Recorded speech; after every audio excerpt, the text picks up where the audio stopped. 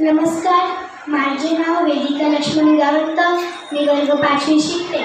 आज मी तुम्हाला आमची 10 दिवसाची कार्यशाळा झाली याबद्दल 2 शब्द बोलणार आहे. ते तुम्ही शांतपणे ऐकून घ्यावे ही माझी नम्र विनंती. आमची कार्यशाळा चोपडे सर यांनी घेतली. त्यांचे अक्षर सोने चांदीची ऊब आणि हिरा मोत्याचा प्रकाश आहे. त्यांचे अक्षर मला खूप आवडले.